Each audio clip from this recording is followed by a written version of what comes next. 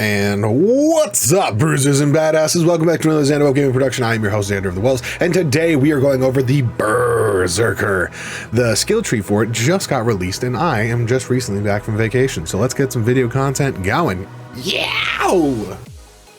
Starting off with the Brrzerker, we've got the full skill tree looking right here. It's all nice and pretty. I love the aesthetics for all of this. We're going right into the class feat. Rage of the Ancients. Using an action skill causes the Fate Maker to become enraged, adding additional frost damage to their attacks. Enraged duration will not be depleted while an action skill is active and ends if the Fate Maker enters Save Your Soul. Activating an action skill when already enraged restores a portion of the enraged timer. So, what I'm reading from this is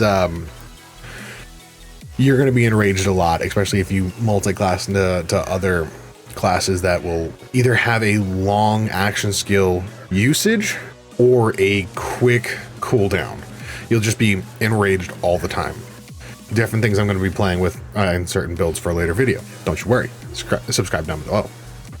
Alright, so going off the first action skill for the Brrzerker is the Dread Wind. Now we've seen both these action skills shown off quite a bit in the gameplay footage, but just to go over them one more time. Dreadwind, the Fate Maker spins, slashing anything nearby with their melee weapon and essentially becoming a pain tornado.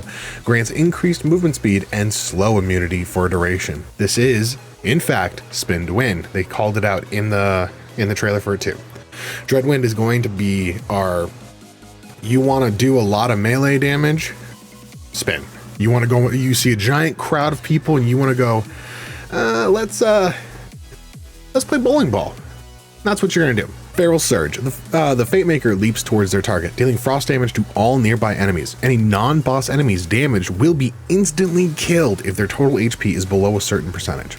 If Feral Surge kills an enemy, its cooldown is reset. All I can see there is if you build like action skill heavy for Brrzerker, I can just see you just bouncing, bounce.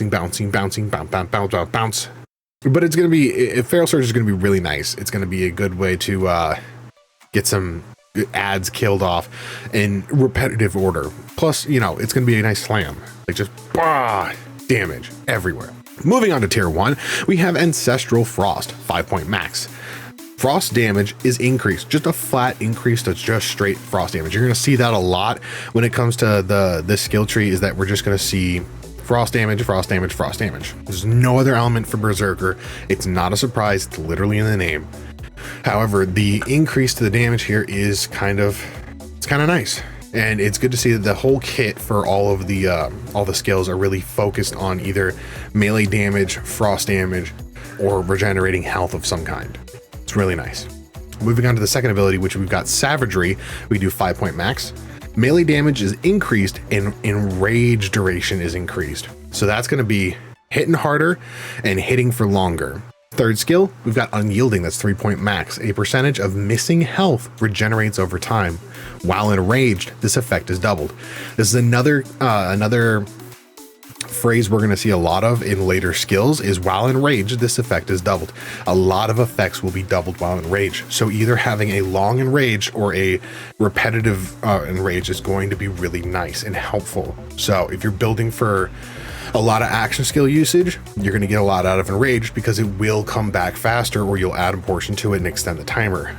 Or if you've got like, if you're dabbling into Graveborn, you will get, first off, you'll be gaining a lot of your health back, which is really nice because it's another health skill later on that's beautiful. Chef kiss.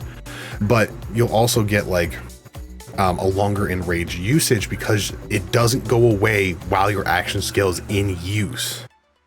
Once you're out of the action skill, then it starts to go away.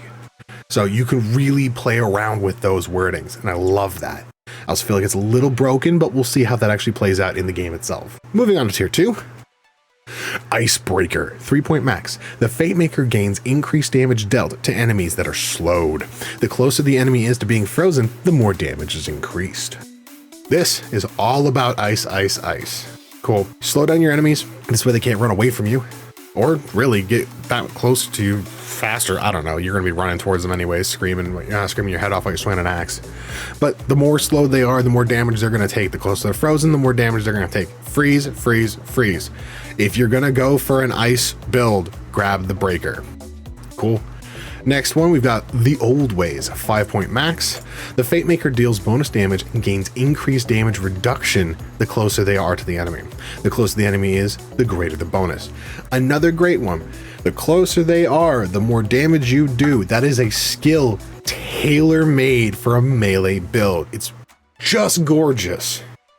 I'm going to be seeing this a lot in melee builds.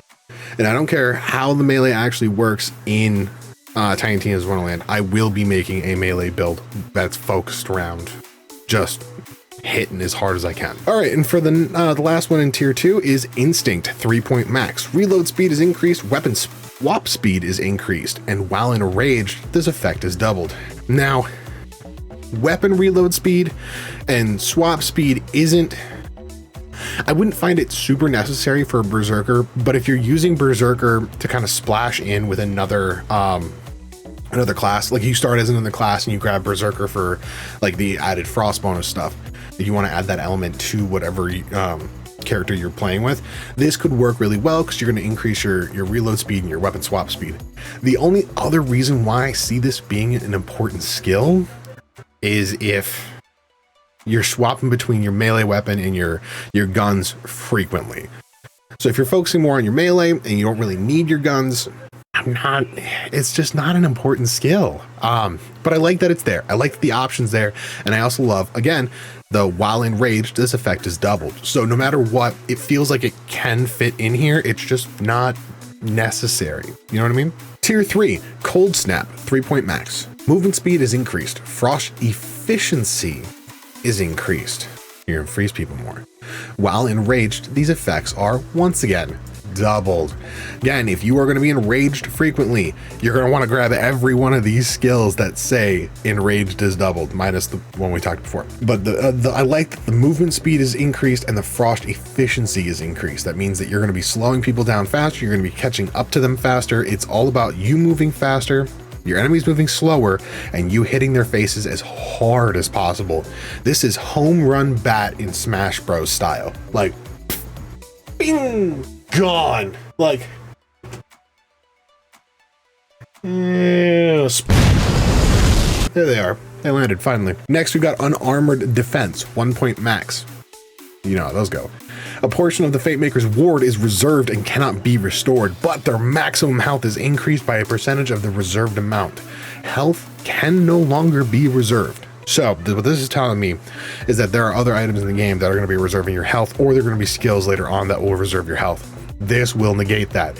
I don't know how that's going to play out. I don't know if that's going to be a good thing or a bad thing or what, but having increased maximum health is nice, especially if you're building into like Graveborn. If you're splitting into Graveborn, like I want to build a Brrzerker, having more maximum health will help you as your healing is based off of percentages, not by a particular number, right? So bigger max health, bigger health gain, right? Right.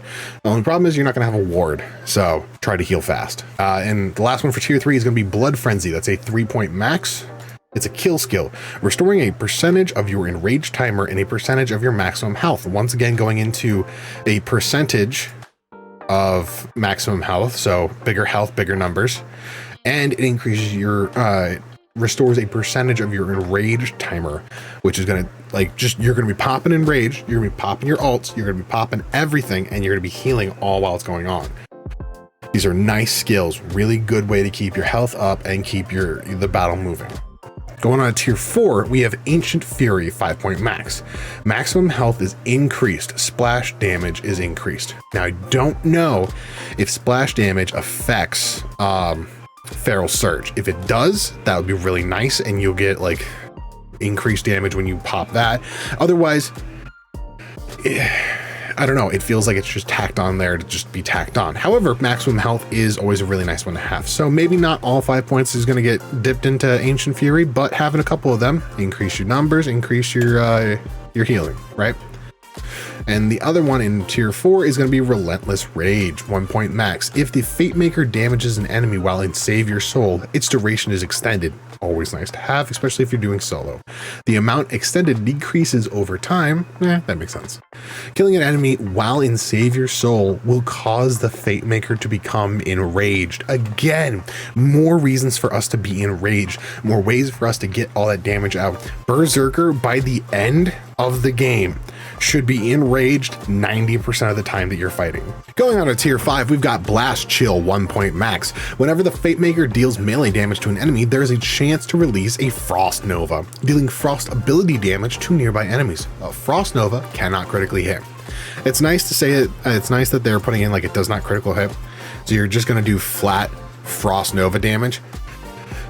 With your frost efficiency up, it's going to be nice because you're already going to be swinging your melees around. And it just says deals melee damage. You don't have to kill anyone. So if you're in the middle of a crowd and you pop Dreadwind, right? So not only are you going to be spinning around hitting a crowd of people, but you also have a chance of proccing the Blast Chill. So you're popping Ice Novas everywhere, which is going to slow your enemies, which is going to possibly freeze them, which is going to increase your damage output constantly. So you may not be doing a lot of damage when you first start that spin, but by the end of that spin, you are crushing people, right? Good melee frost build. A little bit of splash damage out there. And I don't even know if Nova counts as splash damage. I don't even know what counts as splash damage other than, Torg weapons, which are in the game, which is really nice. All right, last one for tier 5 is called Iron Squall, 5 point max. Fire rate is increased, melee attack speed is increased, and while enraged, this effect is doubled. Fire rate, again, is okay if you're doing a melee build. Fire rate's okay. You're going to be using guns either way. You got 4 gun slots. You're going to use guns. Use your guns, right? Fire rate's always good if you need to get bullets out of your chamber. But the melee attack speed increase, that's what I'm hoping for. That's what would make the 5 points worth it for me, just because I need to swing faster, swing harder, and the chance of proccing Frost Nova, getting enemies close up and freezing them, and then immediately smacking them, it's gonna feel great. From there, moving on to tier 6, we've got Blood of the Fallen, 1 point max. This is your Capstone. Kill skill. The Fate Maker's remaining action skill cooldown is reduced by a percentage. If an action skill is currently active, its duration is extended instead.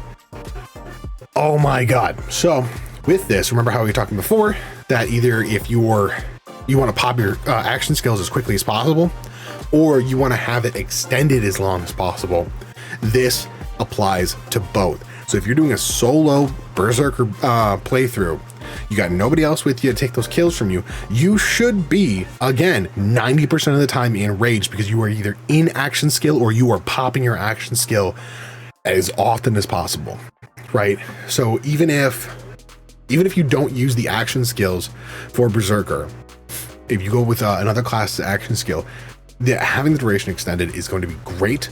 Especially like if you go into Spore Warden and you've got the frost tornadoes, you're still activating your frost efficiency there, and it's slowing enemies, and that's going to be up for even longer, especially if you're getting those kills off. It does not say the duration decreases over time.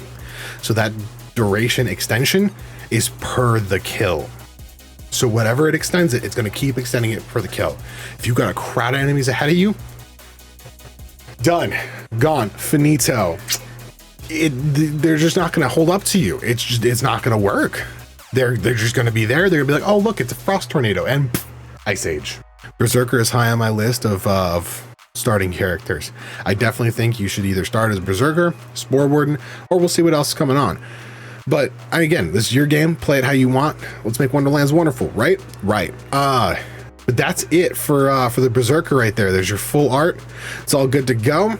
So if you want to come follow me for more of these videos, I have already a Spore Warden video posted up already, and I will be doing more videos coming up in the near future. Probably in the next couple days, you'll see another video, and in a couple days after that, another video. You'll see them. It's all going to be up there. And then once I have all the skill trees up and done, you are going to see a top 4 combinations list from me.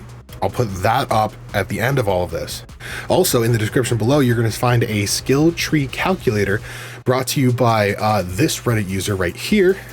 I put it right in front of my eyes.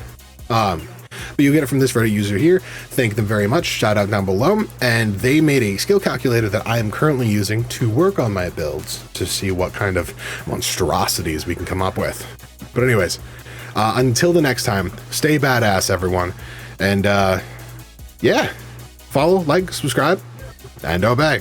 Oh god, a throwback. But until then, bye.